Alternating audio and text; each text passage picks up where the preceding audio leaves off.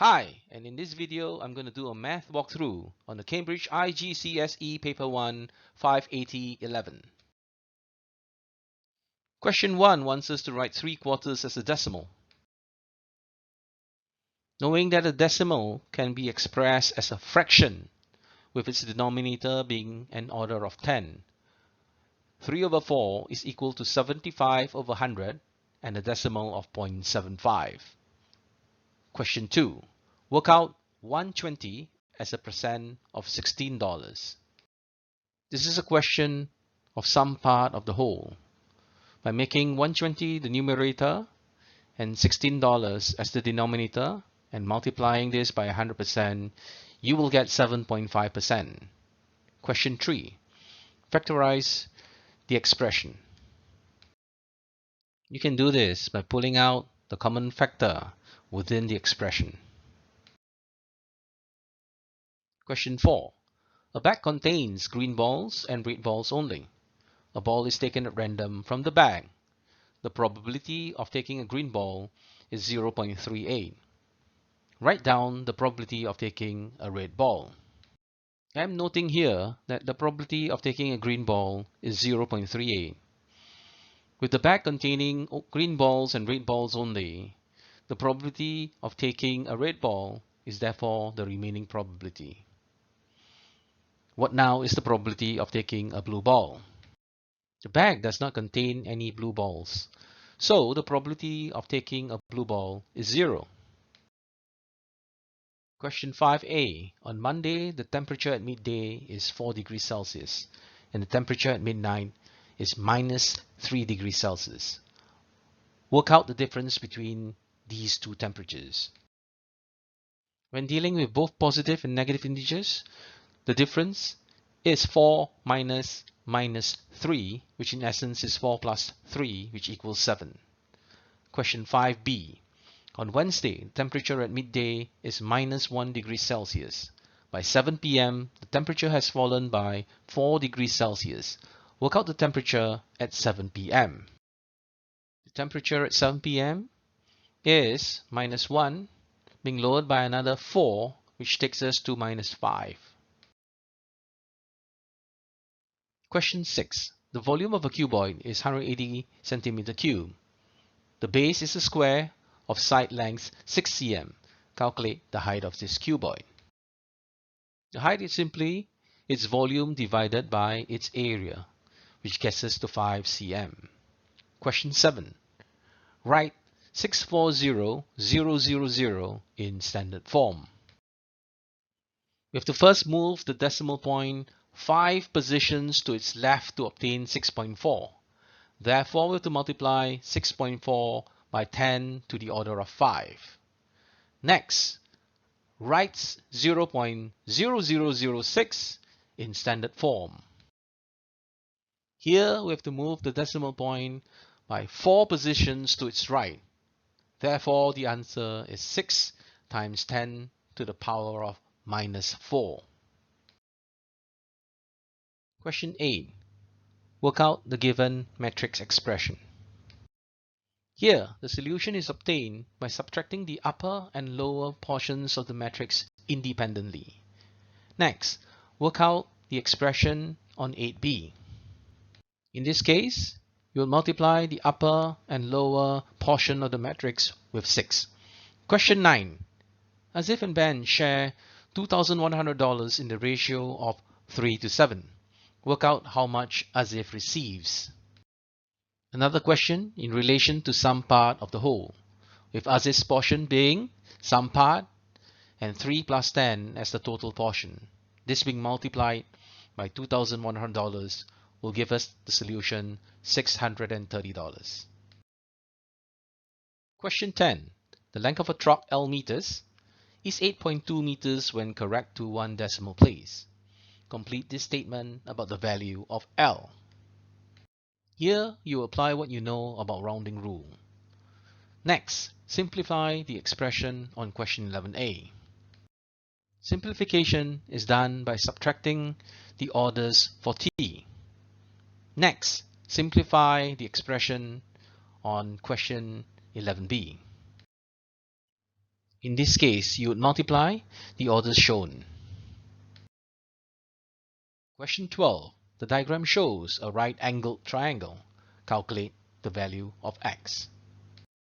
From basic trigonometry, we should be able to tell that sine 35 degrees is equal to x over 12. By rearranging the equation, we can find x being 12 multiplied by sine of 35 degrees. Question 13. By writing each number correct to one significant figure, work out an estimate for p. Here, you start by converting each of the rational number to one significant figure, then apply BODMAS.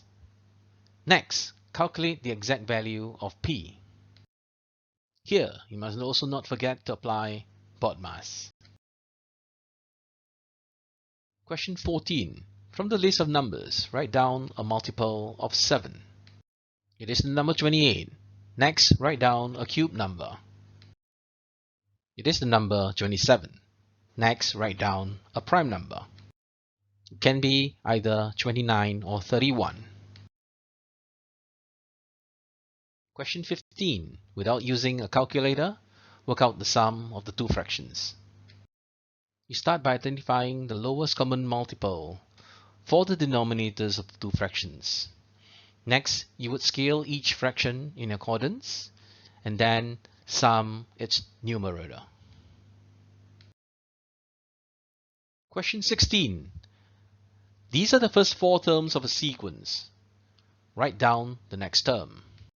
Each subsequent number is an increment of 3 against the current.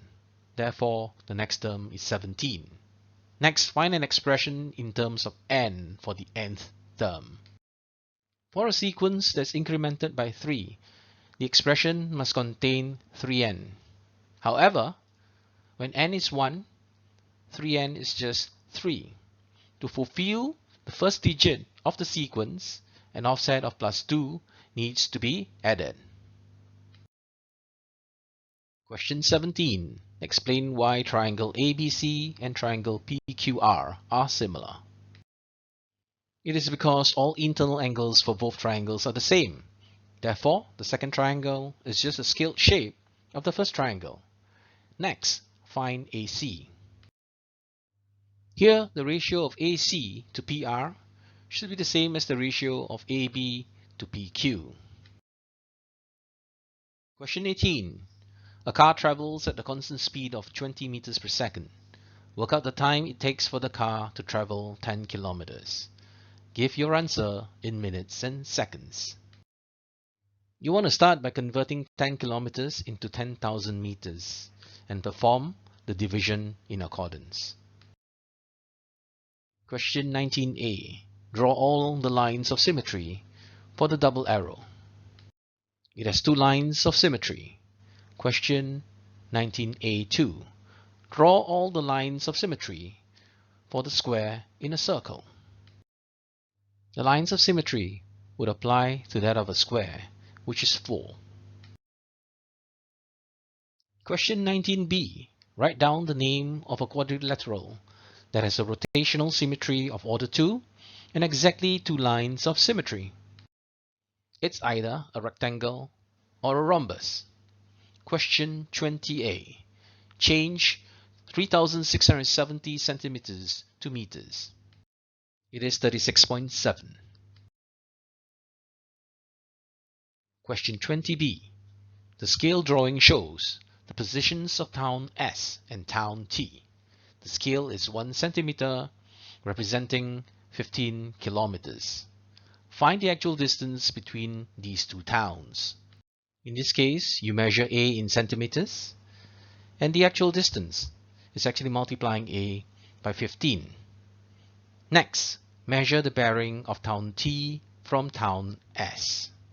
Start by identifying C with a protractor. The required bearing is C plus 90 degrees.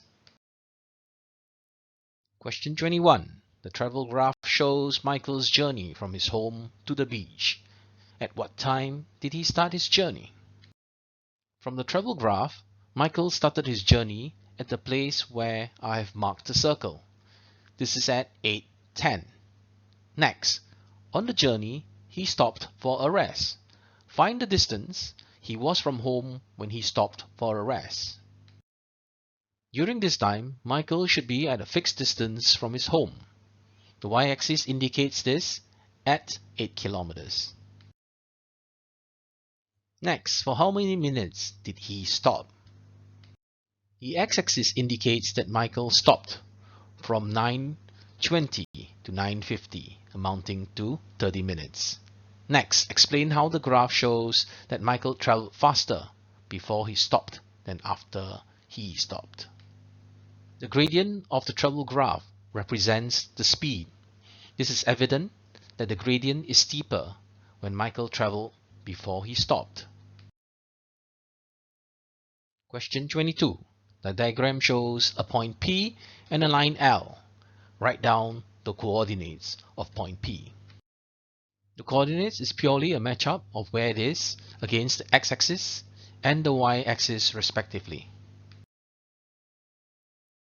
Next, find the gradient of line L. This would be the proportion of y against x for that line, which is 3/2. Next, write down the equation of line L in the form of y equals mx plus c. With m being the gradient and c being where the line intersects the y-axis, the equation is y equals 3/2x minus 1. That's all for this walkthrough. You can refer to our various segments of Quick Math should you wish to brush up your math before starting another one of our walkthroughs.